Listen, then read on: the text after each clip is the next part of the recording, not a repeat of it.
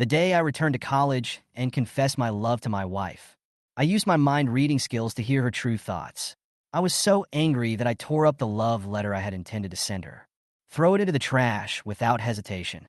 Hi everyone, thanks for watching. Don't forget to subscribe to the channel and share. If you like this story, please let me know in the comment section. I will update the next part. Let's get a divorce. This was the first time in 9 years that I said such cruel words to Dora, but she was still indifferent. She just glanced at me and said lightly, "Don't bother me. I'm chasing stars." Just when I thought she didn't care at all, a low sobbing sound rang in my mind. "Hubby, don't leave me. I really love you." I looked up suddenly. Dora's mouth didn't move at all. Where did the sound come from? My mind exploded. What would you do if you knew that your beloved wife was playing tricks on you behind your back? Chapter 1. The beginning of divorce. Let's get a divorce. Before dinner, I spoke to Dora, who was busy watching a male celebrity show instead of cooking, and tried to make my tone sound as natural as if I was discussing the weather. She turned her head and glanced at me, then pursed her lips and replied in a cold tone, "Don't bother me when I'm watching TV. Do you know what it means to be a fan? You don't understand. You only see the code." At that moment, I really didn't know whether to cry or laugh. She seemed indifferent to my proposal, and this calmness made my heart even heavier. I stood up, walked to the table, took out the divorce agreement that I had prepared long ago from my bag, and pushed it in front of her. "Sign it. We can both feel more relaxed." Dora froze. She was usually so comfortable with everything, but now she was staring at the cold words on the cover of the document, at a loss. Divorce agreement, in bold black font, was like a blunt knife slowly stabbing into her eyes. Her fingers trembled slightly as she turned the first page. I felt complicated, thinking that she must be secretly delighted because she could finally get rid of me, but she didn't speak immediately. For the past 9 years, I have been like a stubborn piece of chewing gum stuck to her. No matter how indifferent she was, I always chased her tightly and never let go. When we were in college, it was my persistent confession that finally made her accept my feelings. After we got married, I thought time would change her coldness towards me, but the reality left me exhausted. After 5 years of marriage, I have completely understood one thing. Forced love can never make each other happy, and this relationship will only increase the pain. She doesn't love me and has never loved me. No matter how well I do or how hard I try, her eyes never stay on me for even a second. So, now it's time to end it all. I want to wake up from this self-deceiving dream and give each other a chance to be free. Just when I thought she would sign in differently, I suddenly heard her sobbing. The sound did not come from her mouth, but came directly into my mind. My husband doesn't want me anymore. What did I do wrong? I don't think I've made him angry recently. The voice was full of sadness and doubt, which was completely opposite to her apparent indifference. I was completely confused. However, Dora's mouth did not open. Where did the voice come from? Chapter 2. This voice, is it Dora's? My heart skipped a beat, but I immediately told myself, no way. How could she care so much about my feelings? This must be an illusion. Dora has never called me that. In the 5 years we've been married, she has always been cold and distant to me. No matter how hard I tried to get closer to her, whether it was preparing a surprise dinner or giving her a gift she liked, she always looked at me with disgust. She even never let me attend her own birthday parties. And more often than not, she just told me to get lost. Stay away from me. Stop bothering me. This is what she said to me most often, and it has become a devilish sound in my ears. But now, I heard her calling me dear husband in her heart. It was like another person. No, it was not like what she would say at all. I shook my head vigorously, trying to get rid of this ridiculous idea. But the next second, the voice sounded again, more clearly than before. How about I pretend to have a stomachache so he will take me to the hospital, and at least I can stay with him for a while longer? Or I could just fall down the stairs and break my leg. It would take at least half a year to recover from the fracture. Then he would definitely not file for divorce in order to take care of me. This way, the divorce could be delayed even longer. My pupils suddenly contracted, and I stared blankly at the man who was concentrating on watching TV. Dora, she was eating snacks and watching TV. She didn't even look at me, as if nothing happened. But she didn't say anything, but the voices appeared in my mind as clearly as movie dubbing. My heart started beating wildly, and my mind told me that this must be my illusion, but this illusion was too real. That voice contained her hesitation, sadness, and deep-seated fragility, an emotion that had never appeared on her face. This is impossible, I screamed in my mind. How could she even consider such a crazy plan in order to make me stay? These thoughts came so suddenly that I couldn't make sense of them. After 5 years of marriage, I had long been accustomed to her indifference, but after 9 years of love, I was still a little hesitant. Should I ask her? The thought flashed through my mind, but before I could open my mouth, everything around me suddenly twisted. But before I could open my mouth, everything around me suddenly fell into darkness. Chapter 3. If this is a love letter. Back in our college days, if this is a love letter, that's fine. I won't accept it. 19-year-old Dora stood in front of me and said this in a cold tone. Her tone was light, but full of biting sarcasm. I lowered my head and looked at the love letter in my hand, and suddenly realized that I was in a familiar campus scene. This was the day when I confessed my love to her, when I was 19 years old. After 2 years of secret love, I mustered up a lot of courage to write this love letter. But now, I stand in front of her again, like a prisoner awaiting trial. Dora raised her head slightly, her arrogant eyes full of contempt, as if to say, "How dare a lowly person like you dare to approach me?" There was a faint sneer on her lips, which reminded me of her disregard and disgust for me over the years. That feeling came to my mind again. At this time, the classmates were all watching and waiting to see a joke. "Why don't you speak?" She raised her eyebrows, as if surprised by my silence, but her tone was still impatient. The moment she asked, I heard that familiar voice again, her inner voice. He finally confessed his feelings. I've been waiting for this day for so long. Hurry up and tell me. Let me see how embarrassed you are after being rejected. The voice was full of excitement and pride, which formed a huge contrast with her indifferent expression, and even made me doubt whether I had heard it wrongly. But it was true. This was clearly her true, inner thoughts. All this made me furious. It turned out that she had been teasing me all along. All these years, I have made every effort for her and endured every cold treatment.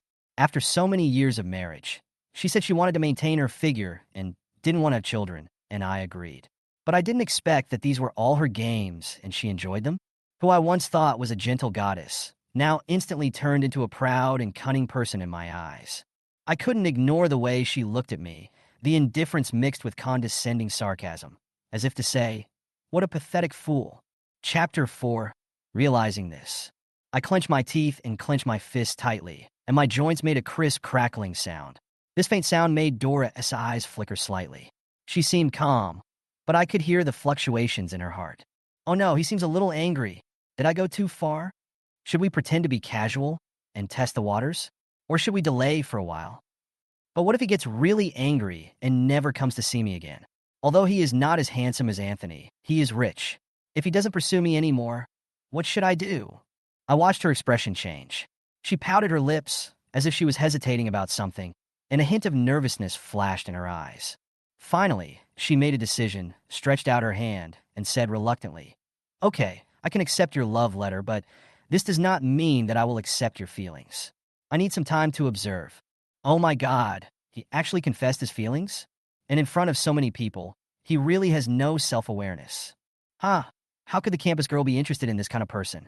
He is really a toad wanting to eat swan meat. Some even mocked loudly. You dare to pursue Dora with your level? You don't even look in the mirror. It's really laughable. The shrill laughter came like a tide, and eyes from all directions fell on me, like countless sharp needles piercing my body, making it almost impossible for me to breathe. Dora lowered her head and played with her fingers, pretending not to hear anything, but I could clearly hear what she was thinking. It's so funny that everyone laughs at him, but why do I feel a little uncomfortable? Should I say something to help him? But if I speak up for him, will everyone misunderstand that I like him? This contradictory feeling made me furious. She didn't care about the ridicule at all, but she felt uneasy about it in her heart. This inconsistency made me feel ridiculous. I took a deep breath, raised my head and looked directly at the classmates who laughed at me, suppressed the anger in my heart, and showed a cold smile. Have you laughed enough? Those people seemed to be frightened by my sudden reaction, and the laughter gradually died down, but some people still whispered, "How can he still laugh?" Dora's lips opened slightly, as if she wanted to say something, but she finally closed her mouth and just looked at me with complicated eyes. I couldn't help but chuckle. Who told you this was a love letter to you? I asked her coldly. She was stunned. Confusion appeared in her eyes, and she seemed to have no idea what I meant. The next second, I tore the envelope in my hand into pieces without hesitation. My movements were quick and decisive, and scraps of paper fell from between my fingers. I pointed to the trash can behind her and said in an icy tone, "Get out of the way, idiot. You're blocking my way." She took a step back in astonishment. I walked past her and threw the scraps of paper in my hand into the trash can, not even bothering to look at her. The laughter of the students around me suddenly stopped, and everyone's eyes were focused on me. It was obvious that they didn't expect things to develop in this way. "Wait, what is he doing?" Someone asked in a low voice with confusion in his tone. "He threw away the love letter? Is this serious?" Another classmate widened his eyes, looking completely incredulous. "Haha, he's angry and embarrassed, right? He got rejected, and he doesn't have the face to continue confessing his feelings." A person who usually likes to stir up trouble broke the silence and said with deliberate sarcasm. But more people just looked at me silently. Instead of continuing to laugh out loud, they revealed a subtle and complex emotion, as if they were reevaluating me. "This guy, what he just said, 'Get out of the way, idiot,' seems a bit handsome," a girl whispered. Although her voice was soft, it was clear enough for me to hear. Another voice immediately echoed. "Indeed, he didn't look like a person who was rejected just now. He looked more like he's disdainful of Dora," someone added tentatively, with a hint of suspicion and surprise in his tone. Dora stood there, looking down at the falling paper scraps, her body trembling slightly. I couldn't tell if she was shaking with anger or some other emotion. "He actually tore up the love letter. Was he deliberately trying to make me angry? Why did he do this to me?" Her inner voice once again came into my mind, with an expression of grievance and confusion that was difficult to conceal. I stopped and looked back at her, just in time to catch the tears flashing in her eyes and a complicated expression, an expression I had never seen on her face before. Chapter 5, School Canteen. I sat there, holding a piece of cold meat with my chopsticks, for a long time without moving, my mind in a mess. I couldn't believe that everything I saw was real. I actually went back to 8 years ago, back to college, back to the days when I tried my best but still couldn't get close to her. What shocked me even more was that it seemed that I was the only one who knew all this, and neither Dora nor anyone else noticed anything unusual. Just as I was immersed in my own thoughts, a sudden shout interrupted my meditation. "James, look! There is a photo on the confession wall." I looked up and saw my roommate Alex, who was sitting opposite me, excitedly handing me his phone. His tone was full of teasing, as if he had caught some big news. I took the phone and saw a photo on the screen. The scene in the photo shocked me. Dora was standing next to the trash can, looking for something anxiously. The cold and proud campus queen was now bending over to look for scraps of paper in the trash can. The calmness and composure she had shown when she rejected me earlier seemed to have disappeared without a trace. The comment section has exploded. Everyone is discussing this matter enthusiastically, and everyone's speculations are all kinds of bizarre. "Oh my God, what is Dora doing? Is there something important in the trash can? No way, she cares so much. Could it be a love letter? Who knows? But it must be extraordinary that she is willing to put down her attitude." The photos were taken randomly, but I noticed a detail in one of them, a torn piece of paper next to the trash can. It was the remnant of a love letter I had just thrown away. I sneered, slid my finger across the screen, and enlarged the photo. "Why are you so anxious? Why didn't you cherish it just now?" Alex came over to take a look and couldn't help but exclaimed, "Wow, whatever she is looking for, it must be something very important to make Dora so nervous." He shook his head exaggeratedly and continued, "Think about it. People like Dora are winners in life. She is beautiful, has a good figure, and comes from a prominent family. She has been standing at a finish line that we can never reach since she was born. To get her to lower her head to look for something, even disregarding her image, is simply a miracle, right?" As I listened to him, I felt a complex emotion. I thought about everything I had done for Dora over the past few years, and how I had tried to touch her with my heart. During that time, the only thing I could offer her was my true feelings. Unfortunately, this might be the most worthless thing to her. While I was lost in thought, Alex continued excitedly, "Honestly, this photo is the event of the year, James. If we knew what she was looking for, it would definitely be a breaking news story." Dora on the screen. Her expression was the most panicked and anxious I had ever seen, and that emotion didn't seem to be fake, but a real expression. But what does it matter? In the past, I've been trying to dig out her true feelings deep inside, but I have never received a response. Now it is my turn to stand aside and watch. I handed the phone back to Alex and chuckled. "Leave the big news to others. It has nothing to do with me." No matter how important it was, once it is thrown into the trash, it is only worth trash. Chapter 6. Just as I was about to turn around and leave, a crisp voice suddenly interrupted my thoughts. That's not the case. I was stunned for a moment, and then I felt a slender hand grabbing my wrist.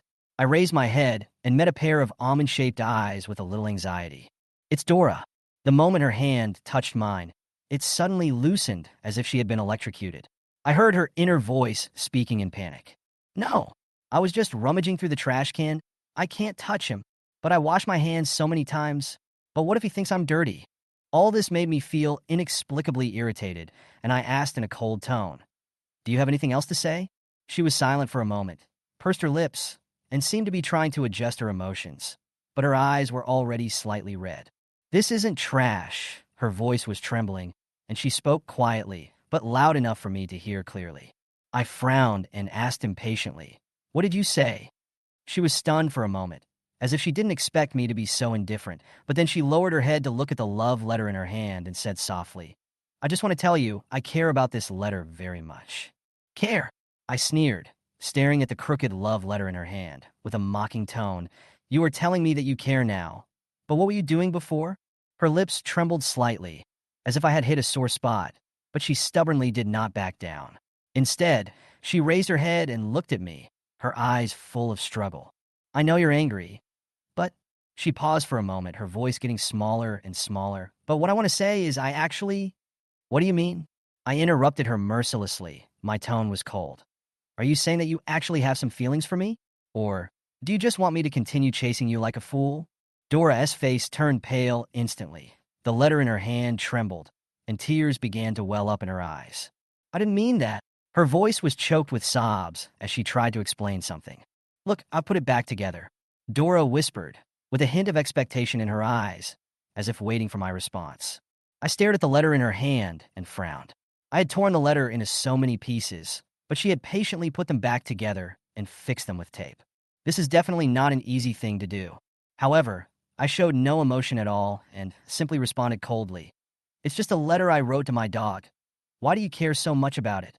The air froze instantly. Dora's expression froze, and the blush on her face quickly faded, leaving only paleness and embarrassment. She lowered her head, her voice even softer than before. Then I am the dog." She spoke so softly that I almost suspected I had heard it wrongly, but when she raised her head, there was a kind of stubbornness and grievance in her eyes that made me stunned. But I didn't give her a chance. Instead, I said mercilessly, "Enough. Dora, stop doing these meaningless things. I've long understood that there is no me in your world." "James, I—" She finally mustered up the courage to say something, but I interrupted coldly. "Stop it, Dora. You don't need to say anything. I've had enough of your indifference. If you have nothing else to do, I have other things to do," I said coldly, then walked around her and left. I heard a slight sob behind me, like she was trying to suppress her cry, and I could hear her voice. Things shouldn't be going this way. But I didn't look back, and my steps were firm. Chapter 7. Back to the dormitory. "Seriously, James, what's going on between you and Dora?" Alex came over with a gossipy look on his face, his tone full of undisguised excitement. "You tore up the love letter, but she actually picked it up from the trash can and put it back together. Does she like you too? What kind of magical operation is this?" His eyes lit up, as if he had discovered some shocking secret, and his face was full of excitement. "Tell me quickly, did you use some magic to make the campus queen so obsessed?" His words made me roll my eyes in frustration, but I didn't respond. I just sat there quietly without any expression. Alex became even more confused when he saw me not moving. He touched my forehead and murmured, "That's strange. You don't have a fever, do you? Why don't you look happy at all?" I tilted my head and shook off his hand coldly. "I'm not sick." Alex was stunned for a moment, obviously shocked by my coldness. He had known me since the first day of school and knew that I always acted enthusiastically in front of Dora. "Brother, this is not right. Ever since you first saw Dora, you've been following her around like a little tail. Now that she likes you, you're not happy." I smiled bitterly, and the memories of those years came to my mind. Indeed, from the beginning, I was attracted to Dora, and that was a secret in my heart. But Alex had seen through my little thoughts. He noticed that every time I saw Dora, my expression would become unnatural, and I would even stutter when I spoke. From his perspective, Dora and I were a match made in heaven. A beautiful story of a secret love that came true, and it was extremely romantic. But to me, it all seemed like a cruel joke. For 9 years, I gave everything I had to pursue her, poured out my heart to her, and tried my best to please her. But her indifference pushed me away again and again. But now, when I learned that she actually liked me for a long time, I just thought it was a complete farce. I was filled with bitterness, so I whispered, I was so stupid. Now, I don't want to be part of this game anymore. Alex stared at me blankly, obviously shocked by what I said. He seemed to want to ask something else. After all, in his eyes, my obsession with Dora was almost crazy. But my current cold attitude made him stand there in a daze, as if he was trying to understand my change. Just when I thought he would continue to ask, he suddenly took out 2 nightclub discount coupons from his pocket, shook them with a smile, and said, Brother, don't think too much. Let's relax together tonight. There is an event this Saturday. Free beer. Let us go. I was speechless. He grinned and put an arm around my shoulders. Who cares about the troubles and heartaches? Have a few drinks and you'll forget it all. I swear it works. Trust me. I couldn't help but laugh. I got the coupon from Alex and decided to go with him without hesitation. Chapter 8. Nightclub. As soon as I pushed open the door of the nightclub, deafening music immediately hit me. The lights swayed around with the rhythm, and the air was filled with the sweetness of alcohol and the ambiguity of desire. In the middle of the dance floor, people twisted their bodies crazily. Sweat and excitement spread wantonly. It was lively and indulgent here, but also made people feel a little depressed. I stood at the door, looked around, and couldn't help but sneer in my heart. Dora has always liked places like this, and she never seems to hide her love for this kind of place. Every time before going out, she would dress up carefully, choose a sexy yet provocative outfit, and then deliberately tell me that she was going to a nightclub. And I always feel displeased by her blatant behavior, even angry to the point of gnashing my teeth. But in the end, I can only compromise and endure it silently. You are just a petty man, she once scolded me rudely, with disdain in her eyes. Why are you so nervous? I won't do anything to let you down. However, when I tried to give her a taste of the same, she ruthlessly stifled my counterattack.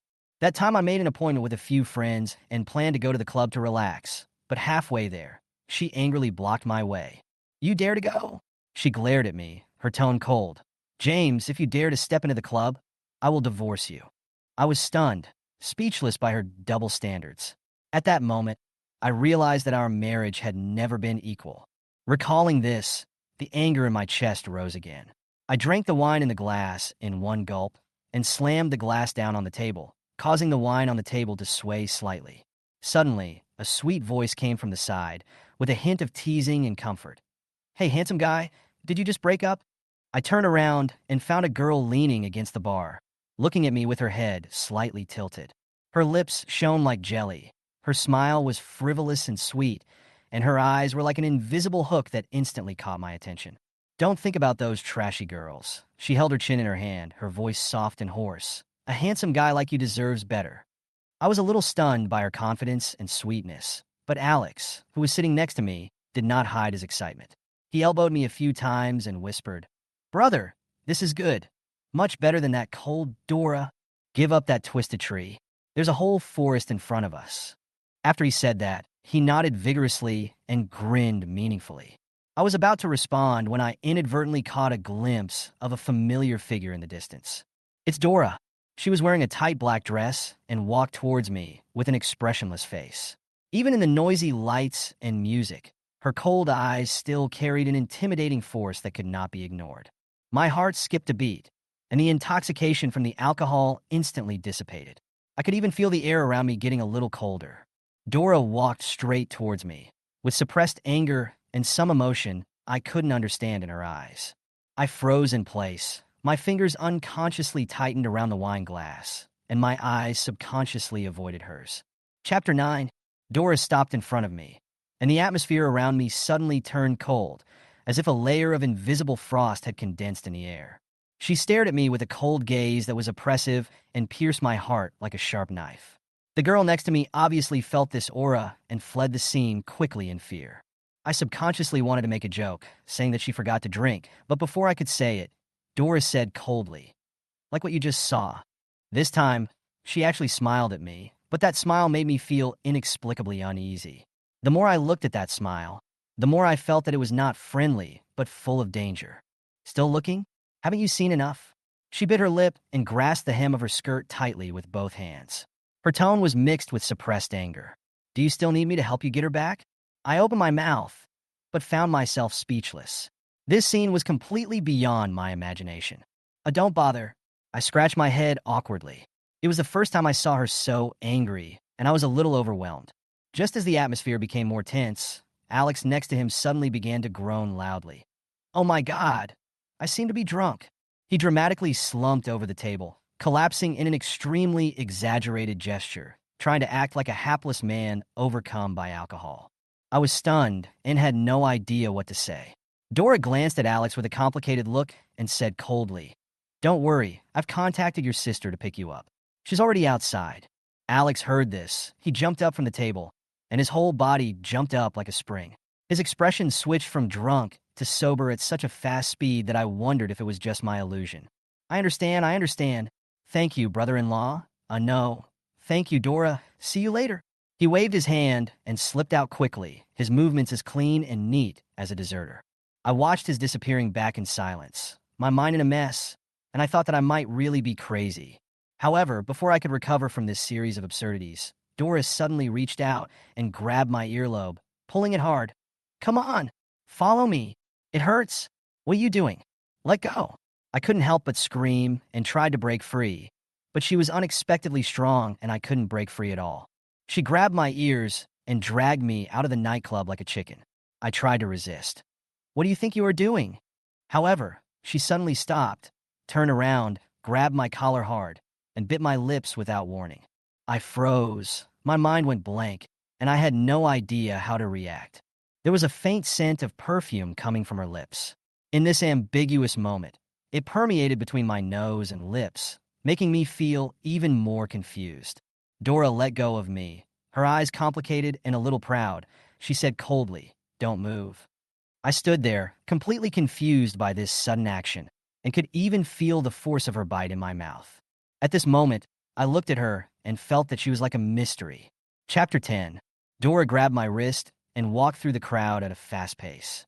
Although her grip was weak, it was full of some kind of irresistible force that forced me to follow her.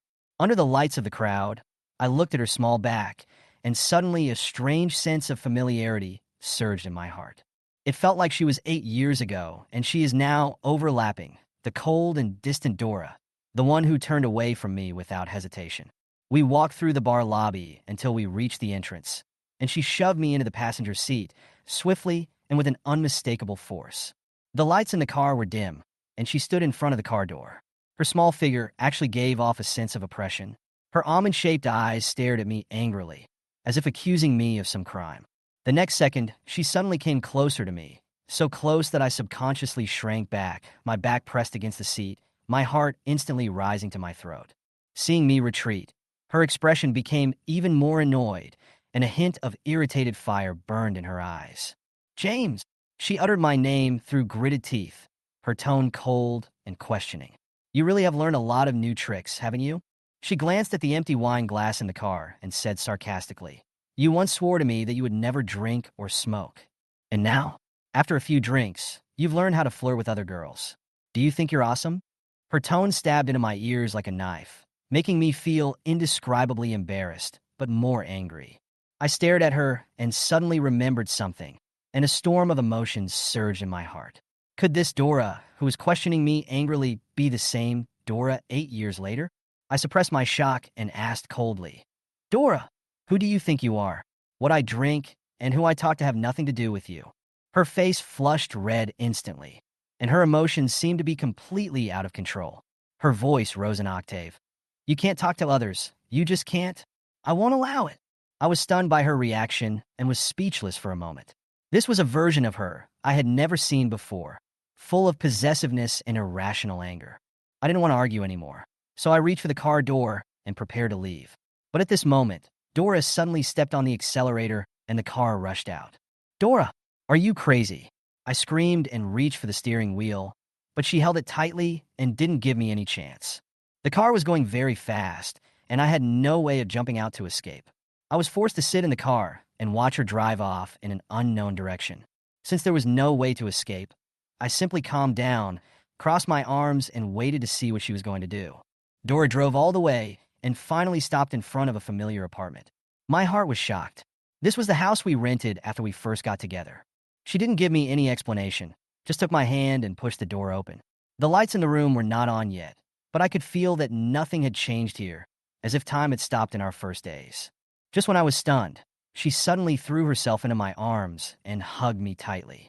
Her movements were so quick and firm that I was caught off guard. At this moment, all her indifference and anger disappeared, leaving only a kind of softness and fragility that I could not resist. I stood there, my heartbeat gradually quickening, not knowing what she would do next. Chapter 11. Dora's voice was calm and almost cold, but the slight tremor in it made me sense a little bit of uneasiness. "You really don't like me anymore?" she asked, the soft moonlight pouring in from the window, magnifying the sad shadow on her face. I found this ridiculous.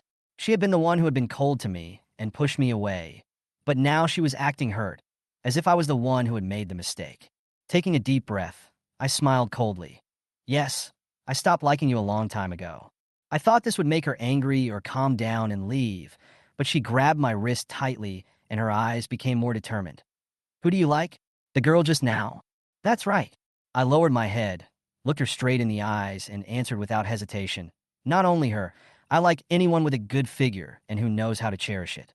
These words were like a sharp blade cutting through the air, cutting through a certain barrier between us. However, the next second she stood on tiptoe and kissed me on the lips fiercely, with quick and forceful movements, and some emotion that could not be rejected. I was stunned. Then I reacted and pushed her away. She staggered a step, her eyes revealing frustration and undisguised pain. She bit her lip, tears quickly welling up in her eyes, and her voice was mixed with a broken whisper. "I don't believe you. You are lying to me." I turned around and said mercilessly, "Don't think that this trick will make me feel soft-hearted." With a slight sigh, I added, "Dora, this technique has long ceased to work for me." As soon as I finished speaking, I heard a soft sob behind me, followed by the sound of tears falling drop by drop, and she started crying. I remained silent, but the more silent I was, the harder she cried. She reached out and grabbed my sleeve, carefully raised her head and looked at me, choking with sobs. "Are you really angry with me? If you are angry, you can scold me, you can hit me. I just ask you not to be so cold to me. Don't ignore me." Her voice was full of pleading, but it only aroused more coldness in my heart. I thought of the care and love I had given her over the years, but she had returned me with indifference, contempt, and ridicule. She enjoyed all my attention, but never took me to heart. To her, I was just an unnecessary joke, a fool who could be amused at any time. Now, when I stopped chasing her like before, she became anxious and took the initiative to keep me. All this made me feel ridiculous. Chapter 12. Seeing that I remained silent, Dora's eyes dimmed instantly, and her drooping eyelashes covered her face like a thin shadow. She leaned towards me gently, her voice low and pleading. "James, please listen to me, okay? I really know I was wrong." She took my hand and placed it against her cheek, rubbing it gently, as if trying to salvage something with all this. "Please don't be so cold. I can change, everything can change, as long as you give me another chance." Her tone was sweet and pleading, but I felt only intense disgust. I quickly pulled my hand back, as if I had touched something disgusting, and didn't want to stay even for a second. My eyes turned cold, and my tone was full of sarcasm. "Dora, you know that a broken mirror can't be put back together like the love letter you tore up, right? When it's broken, it's broken. No matter how hard you try to put it back together, it's never going to be the same again. And your so-called belated appreciation is not even as good as the weeds on the roadside." My words were like a sharp knife, which froze her body. But just when I thought she would remain silent, she took out a simple-looking love letter from her pocket. I wrote a new one. Her tone was cautious, as if she was afraid that my rejection would hurt her again. "Look, the tree is still intact." I looked at the love letter she handed me, and an inexplicable anger welled up in my heart. I almost didn't know what to say. In fact, I almost laughed out loud at the ridiculousness of it all. I sneered, my tone full of contempt. "Dora, do you think this is funny? Do you really think I can't live without you?" She pursed her lips and didn't respond, but a hint of panic and helplessness flashed in her eyes. "Do you like seeing me grovel to you? So you can't accept the fact that no one is kneeling at your feet anymore?" My voice gradually became heavier, carrying with it a long-suppressed anger. Who do you take me for? Her face turned pale instantly, and tears welled up in her eyes again, but she stubbornly refused to let them fall. Chapter 13. Dora's eyes flashed with panic for a moment, but she quickly regained her composure and said in a low voice, "That's not what I meant." "That's not what you meant?" I interrupted her with a sneer in my tone. "You rejected me on the surface, but you kept me hanging in your heart. Don't you just want to see me in such a mess after being rejected? Isn't this just an act of sadism?" My words cut through her disguise like a knife, and she froze, as if she had not expected that I would expose her intentions so directly. Her eyes dodged and her face turned pale, but she did not argue. Seeing her reaction, my smile became even colder. "Dora, this is what you call love? It's just a game from beginning to end, right?" However, to my surprise, her eyes did not become angry, but more helpless. She whispered, "But isn't this the way to love someone? Isn't love supposed to be painful? Isn't it supposed to leave people scarred?" This sentence made me stunned. For a moment, I didn't know how to respond. I was completely confused by her logic. "What are you talking about?" I asked, confused, my voice so low that it was almost a murmur. She bit her lip, as if she wanted to explain something, but in the end she said nothing and just turned and walked to the other end of the living room. "Wait a moment." She stopped and pointed to the bookcase against the wall. She stepped onto a stool and reached for a photo album on the top of the bookcase. The album looked like it had not been touched for a long time and was covered with thick dust. She dusted it off and slowly opened the pages. A familiar scene suddenly flooded into my sight. It was a memory that had been forgotten for a long time. The photos in the album record every detail of our life from college to marriage. The smiles in many photos have long been blurred by time, but they still carry a long-lost sense of familiarity. I have kept these things all these years. She spoke softly, with mixed emotions in her tone. "They are very important to me." "If they're so important, why are you—" Before I could finish my sentence, she interrupted me. "I don't know how to put it. I've done a lot of wrong things, but I never meant to hurt you." Her voice trembled slightly, as if she was trying hard to suppress her emotions. She turned page after page, pointed at the photos, and said slowly, "These moments are all real. I have never pretended." I looked at her face, and my emotions became more complicated. Her explanation made me feel powerless, and at the same time I felt more conflicted. She looked at me through the photo with a sincerity she had never seen before, as if she was asking for forgiveness or trying to recall something. "James," her voice was very soft, but every word hit my heart. "Can you give me another chance?" I didn't answer, but just stared at the photo album, my thoughts surging like a disturbed lake. Chapter 14. When you fall in love with someone, the urge to know everything about them is natural and strong. However, in the 9 years I spent with Dora, she never mentioned anything about her parents. From dating to marriage, I never saw them. At first, I tried to get some clues from the side, but Dora always cleverly avoided the topic, protecting this secret perfectly like an invisible barrier. After many setbacks, I had to accept this fact.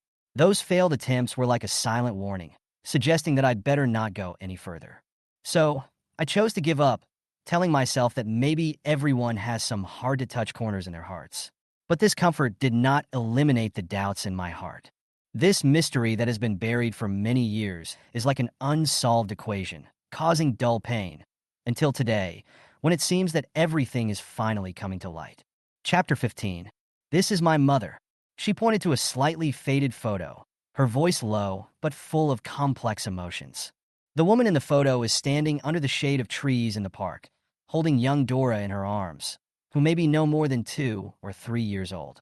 The woman looked beautiful and elegant. Her figure was picturesque, and her smile was so warm that it seemed to melt all the coldness in the world.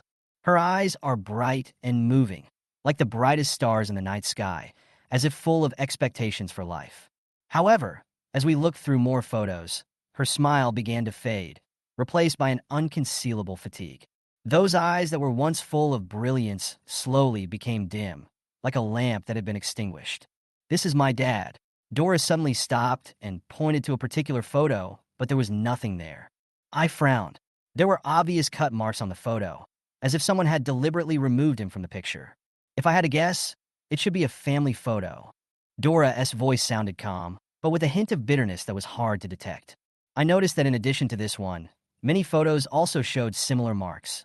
Some even had charred edges, obviously burned by fire. It's all undoubtedly shocking, and the deliberately vandalized images are like the remnants of a secret family storm. Chapter 16. My mom loved my dad very much, Dora whispered, with a hint of bitter tenderness in her voice. But he always makes her cry. Her voice trembled slightly, and her eyes seemed to be lost in distant memories. At that time, Dora was still very young and had just learned to speak. She could not understand those complicated emotions, but she could feel her mother's sadness. She asked cautiously, "Mom, why do you always cry?" Her mother hugged her tightly, tears streaming down her face. "Because I love your father so much," the mother answered with a sob, as if she was talking to herself, or as if she was explaining to her. That kind of love is a mixture of happiness and pain, like a knife cutting through, leaving an unhealable wound. Eventually, this unbalanced love completely collapsed, and they separated, each choosing a new life and family. However, Dora became a rift and obstacle between the two, and a stain that the two could not face together. They gave her enough money and even took care of her materially, but they never gave her any real love. At first, she was the apple of their eyes, the only little princess in their eyes. But later she was left out of their emotions. Some people spend their entire lives healing the trauma of their childhood, but Dora has learned to bear it alone. Although she appears independent and strong on the surface, she longs to be loved deep down. This desire causes her to push others away again and again, using temptation and self-protection to gain a false sense of security. "You once told me that you fell in love with me the first day you saw me." Dora suddenly looked up at me with burning eyes. "But what you don't know is," she said softly but firmly, "that at that moment I fell in love with you too." As she spoke, one side of the bookshelf slowly opened, revealing something that shocked me immensely: a whole wall of butterflies. The colors on the wall were so dazzling that just one glance was enough to take my breath away, and after a closer look, I was even more shocked. Those butterflies were not real specimens, but were made up of countless photos, and the people in the photos were almost all me. Dora stood beside me and pointed to a photo on the top of the wall and said, "That's the photo of our first meeting." I took it secretly. Memories flooded back of the first day of school as I struggled to lug 8 bags and 2 huge suitcases. In fact, only one of these luggages was mine. The rest all belonged to my roommate Alex. He ran to the bathroom without saying a word and threw all these to me. When I looked at those suitcases, I felt like Alex had emptied the entire house and I had become his mover. Dora smiled, as if she also remembered the scene of that day. "I accidentally saw you and thought you were really special, so confident and so kind. No matter how difficult or tiring it was, you never complained and helped your friend to shoulder everything." The corners of her mouth raised in a warm arc, as if she was reminiscing. Meanwhile, I was already imagining how I was going to punch Alex. "I actually walked over and asked if you needed help," Dora continued, "and I was confused. And then I asked, having no recollection of such a thing. You didn't notice me because you had so much on your shoulders." Dora shrugged, and the smile on her lips turned playful. "One of the suitcases fell over and hit my foot." She paused, as if to gauge my reaction. "And then you pushed that suitcase forward and it rolled right onto me," she said only half jokingly. My mind went blank.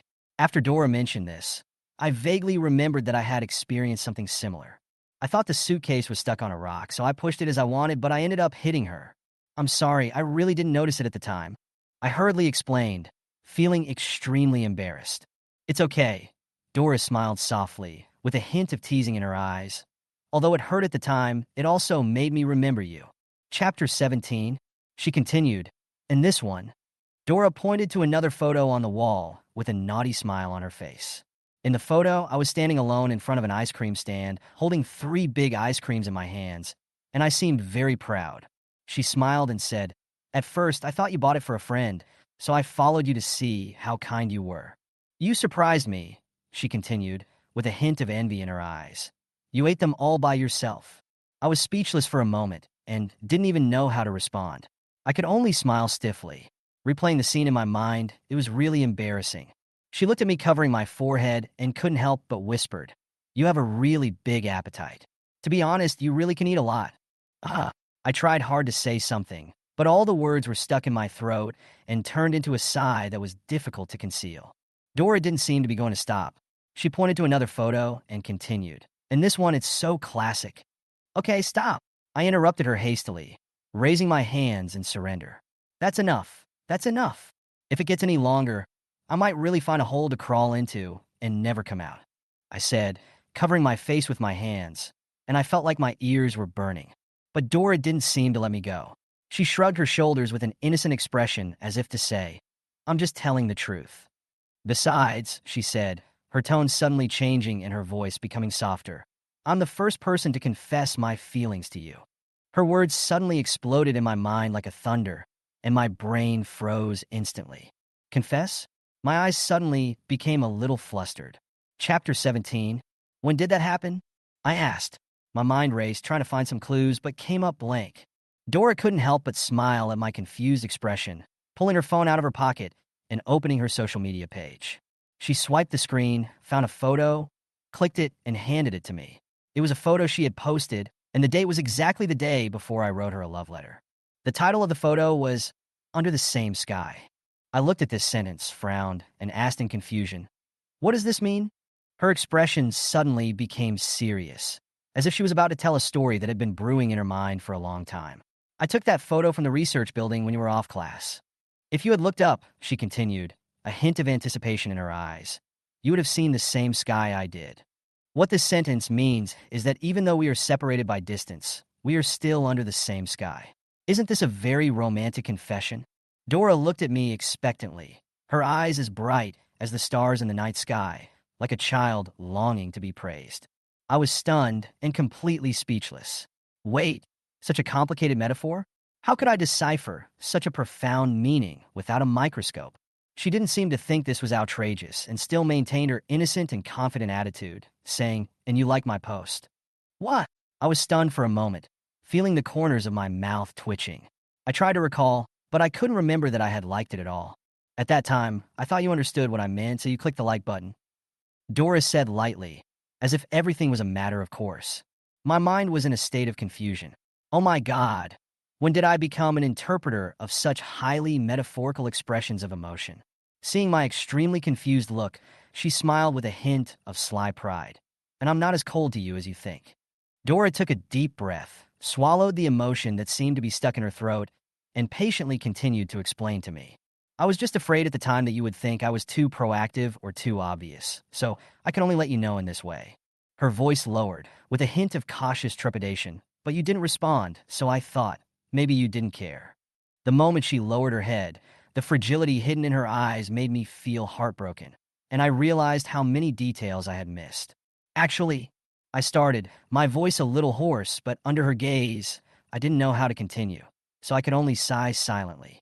I thought about it and suddenly realized that maybe I wasn't completely indifferent, but I just didn't realize the meaning of these signals at that time. "So, you really like me?" I asked tentatively, wanting to confirm whether my guess was correct. Dora raised her head, her eyes firm and soft. "It's not that I have liked you before, but I have always liked you," she said, her voice as gentle as the warm sun in winter. My chest suddenly tightened, and an indescribable emotion seemed to surge into my heart, making me a little overwhelmed, but also a little moved. "I never gave up. I just liked you silently in my own way, even if you never noticed," she added in a low voice with a firm tone. Chapter 18. I know everything about you, your likes and dislikes, your habits. Dora's voice was soft, but with a hint of firmness. I raised my eyebrows and asked, "Then do you know what I like?" She thought for a while and replied, "For example, you smile when you are happy and feel sad when you are unhappy." She paused, then continued, "When you feel hungry, you want to eat, and when you feel thirsty, you want to drink water." I was speechless after hearing this, and after a moment of silence, I said, "That sounds like a description of basic human biology." Dora murmured in a panic, "Well, I also know your favorite dishes, soups, and some details of your life." There was a hint of annoyance in her tone, as if she was blaming herself for not having a better answer. I looked at her, feeling a little complicated. "You said before that you don't care what I like, and you can do whatever you want. But to be honest, everything you do is what I like." Looking back, I used to think it was weird. Our tastes were so similar, almost like they were made for each other. I couldn't help but ask her, "Then why didn't you tell me anything?" This was a question that I had buried in my heart for a long time. She knew everything about me, but I knew nothing about her. I had always wanted to understand her and open her heart, but she never gave me the chance. During this period of time, I felt like an outsider. I tried hard to get closer, but I couldn't even pry open the door. I felt very uncomfortable. At that time, I even thought that she might look down on me or have someone else in her heart, so she kept her distance from me. Dora heard what I said. She lowered her eyes, with a tired and frustrated look on her face, as if it was the accumulation of years of emotions. Because I want to show you my best side. Her voice was so soft that it was almost inaudible, but with a hint of hidden trembling. She looked up at me, her eyes filled with mixed emotions. I'm worried that the more you get to know me, the more disappointed you'll be. If that happens, she continued, with a hint of careful vulnerability in her tone, you might not like me anymore. These words were like a sharp knife, piercing my heart. I was speechless for a moment, not knowing how to respond to her confession. Chapter 19. She whispered, I'm afraid that if you really got to know me, you'd be disappointed in me. She paused as if trying to hold back emotion, then continued, I'm afraid you'll abandon me like everyone else. There was a subtle bitterness in her tone, as if years of self-blame had finally found an outlet. I always felt that it was my fault because I wasn't good enough, so they abandoned me so easily. She took a deep breath, her eyes revealing a complex emotion. If I could be better, if I could make them proud. Maybe, then they will love me a little more, at least they won't be so cold to me. When I heard her words, my heart sank, as if I could feel the helplessness and self-blame in her words. I said quickly, No, Dora, that's not your problem at all. You didn't do anything wrong. You don't need to please them with any achievements, and you shouldn't blame yourself for their behavior. My tone was firmer than I expected, even a little excited, because I knew that her pain did not belong to her at all. She looked up at me, her eyes misting over, those unshed tears like a suppressed storm. But they are my parents, she said in a weak voice, like a compromise with reality. They should love me, right? Her words left me speechless. I tried to comfort her, but found that any words seemed pale and powerless at this moment. I gently grabbed her hand, trying to tell her in a more direct way that she was not alone and that she was not wrong. Listen, Dora, I said, looking her in the eye. Their indifference is their problem, not yours. You are good enough, better than anyone else. It's their fault that they can't see that, not your flaw. Her expression softened slightly, but the tears still lingered there, as if she was weighing whether to release them. It was a silent confrontation. She was battling with herself, and I could only stay with her and offer her a little support. She finally lowered her head, as if trying to hide her vulnerability, but it also made me see the helplessness she had suppressed for many years. You know what? I whispered. You don't need to prove anything. Your value never needs to be defined by others. Chapter 20. She looked at me deeply and said, Meeting you is like a dead tree finally waiting for the arrival of spring. Her voice was gentle, yet it carried a deep affection that was difficult to conceal. Once someone is illuminated by the light, how could they be willing to return to the abyss of darkness?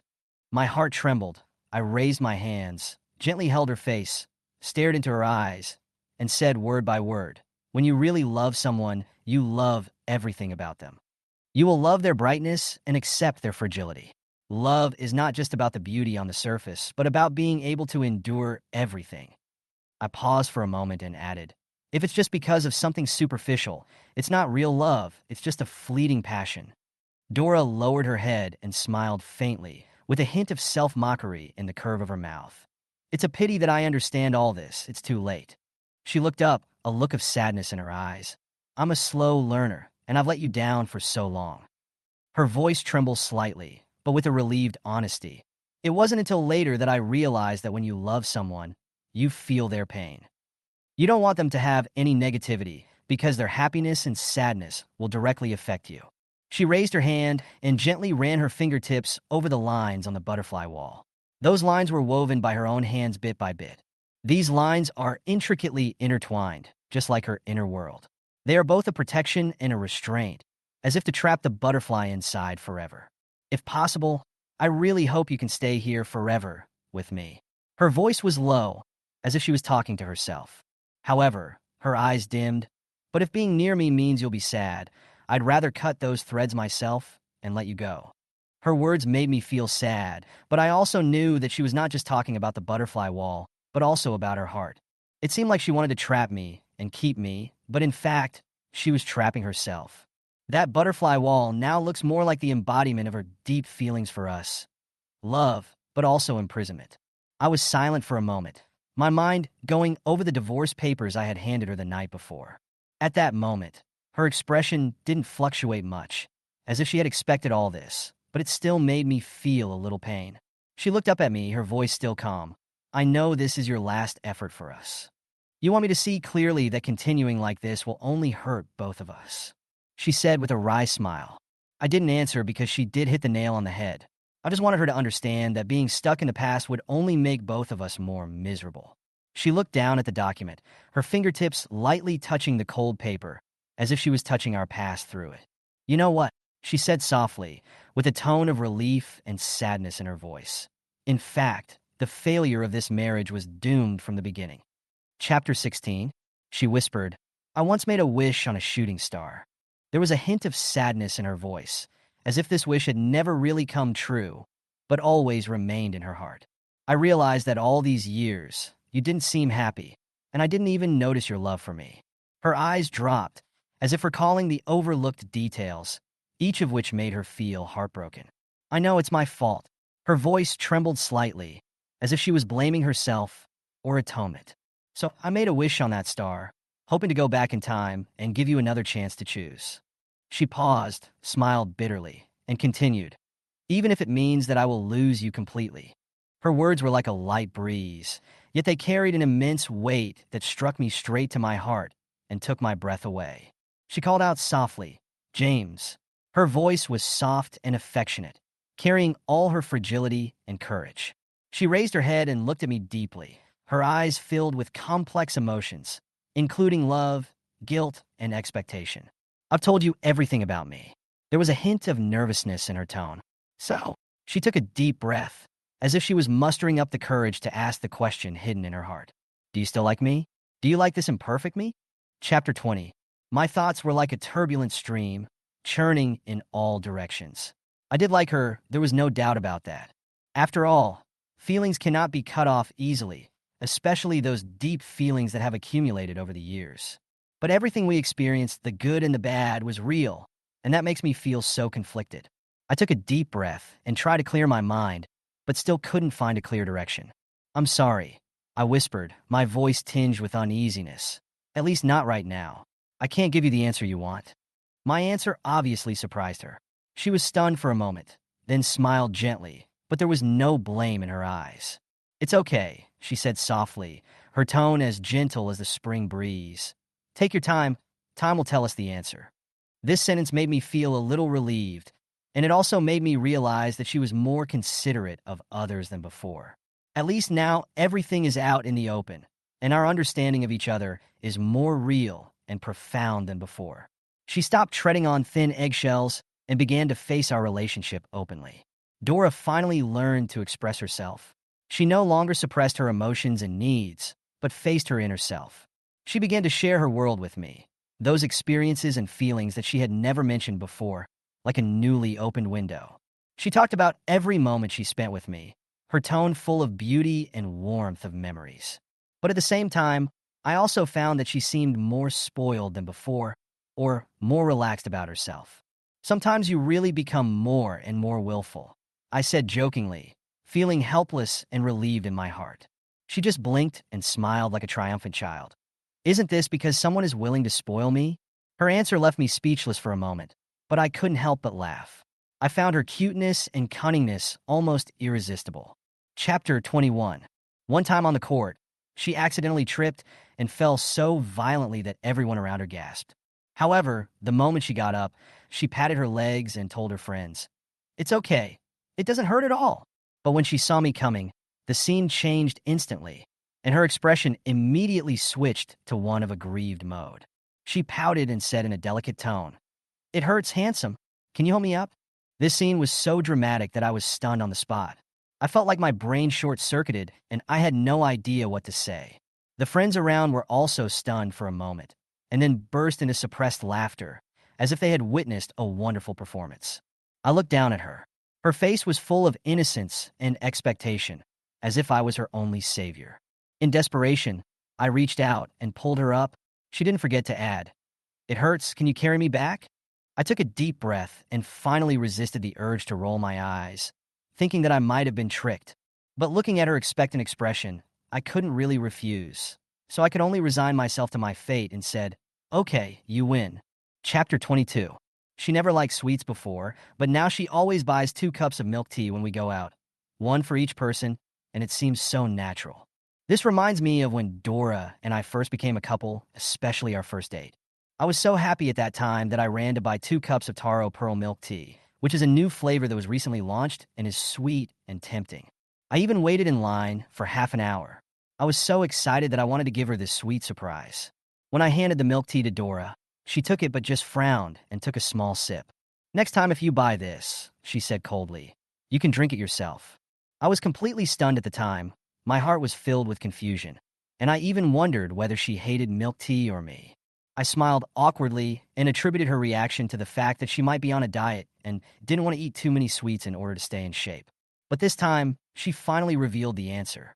We sat down in the milk tea shop.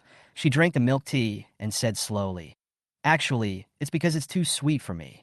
I looked at her quizzically. "Just too sweet?" I asked, wondering if there was some other reason. She nodded, a look of distant memories in her eyes. "I actually loved sweets when I was a kid, but then something happened." She paused, as if recalling a past event that she was reluctant to mention, and her tone became low. "When I was a kid, I had cavities because I ate sweets." She sighed softly. The pain was unbearable. She raised her hands and half covered her face, as if the pain had returned to her memory. I was scratching half of my face in so much pain, and I wished I had all my teeth pulled out, but no one cared about me. There was a hint of hidden bitterness in her voice. Her parents divorced during that time and left her in a cold and deserted house with only a nanny to keep her company. The nanny isn't always there. She leaves after get off work in the evening. She whispered, "The rest of the time, I have to face it alone." That night, the pain from the tooth decay became more and more intense, cutting her nerves like a knife and making her cry out of breath. I really didn't know what to do. She looked up at me with a helpless look in her eyes. Finally, the pain reached its limit, and I mustered up the courage to call an ambulance. My heart tightened. I didn't expect that she had experienced such loneliness and fear at that time. I was very young at that time and was very scared. Her slightly trembling voice seemed to come from the depths of her memory, with a hint of trembling. Since then, I have never dared to eat sweets again. Whenever I think of toothache, I feel uncomfortable all over. She took a sip of milk tea and raised a faint smile, but now it's different. "Why?" I asked, still mentally caught up in her story. "Because you are here," she looked up at me with bright eyes. "Even if it hurts, there is someone to accompany me." Her words stunned me, and my heart was suddenly filled with indescribable warmth and emotion. Chapter 23. Dora explained awkwardly with gestures, as if she was afraid that I didn't understand what she meant. Her movements looked both flustered and a little funny. "When I saw you looking so upset," she said, gesturing, "I realized I must have said something wrong." I pursed my lips, trying hard not to laugh out loud. But in my heart, I thought her appearance was both childish and funny. Seeing that I didn't respond, she said more anxiously, "Really, you have to believe me. I'm not what you think." I couldn't help but chuckle, waved my hands and said, Okay, I believe you." After all these years with her, I have come to understand that many of her contradictions are not intentional, but rather an instinctive defense. She always has one thing in mind, but when the words come out of her mouth, the meaning is often off. This contrast makes me feel helpless, but also cute. Her clumsy way of expression is like a child who misunderstands the world. She paused, her voice becoming soft and slightly shy. In fact, when I got home that day, I ordered another cup of the same milk tea. I looked at her in surprise. I didn't expect that she would take the initiative to try something that she once hated. She went on to say, "Later, I discovered that sweets were not the source of my childhood pain, but a small treat that made me happy." There was a sense of relief in her voice, as if she had finally untied the knot in her heart and began to accept the shadow of her past. Slowly, she became more willing to try new things and even started to imitate my preferences. She would observe what I did and then quietly learn something similar, like a serious student. She is like a clumsy child, groping for the rules of this world step by step through observation. I thought to myself, I spent 9 years teaching her how to love, not only to love others, but also to learn to love herself. "Love yourself," I once told her. "Only when you learn to cherish yourself, you will find that you are worthy of being cherished." When she heard this, a trace of confusion and bewilderment flashed in her eyes, But later, she finally understood the meaning. I used my sincerity to show her that everyone has the right to be loved, and this love is not something that can be exchanged for perfection. She no longer constrained herself by the shadow of the past, but bravely tried the happiness she had never experienced before. Watching her change little by little, I felt both relieved and touched. I used my sincerity to show her that everyone deserves to be loved, and these 9 years of persistence finally paid off. She learned to accept herself, accept her imperfections, and also learned to feel the beauty around her with her heart. At this moment, I feel that everything is worth it. When you are good enough, no longer afraid, and confident enough, the person who loves you will find you. So if we all want to be loved, then we must first learn to love ourselves.